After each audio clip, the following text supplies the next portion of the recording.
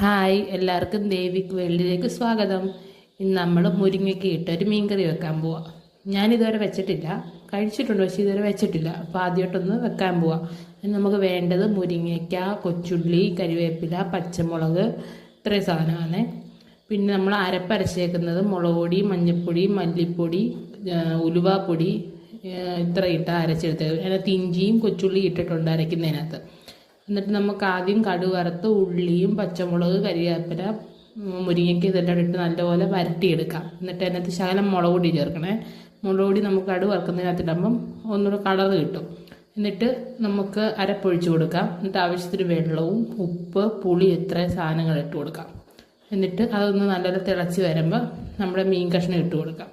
നമ്മുടെ മീൻ കറി റെഡിയായി. നല്ലതായിരുന്നു. എല്ലാവരും ഒന്ന് ട്രൈ ചെയ്ത് നോക്കണം കേട്ടോ. ഞാനും ആദ്യമായിട്ട് ഉണ്ടാക്കുക, കൊള്ളായിരുന്നു. എല്ലാവരും നമ്മുടെ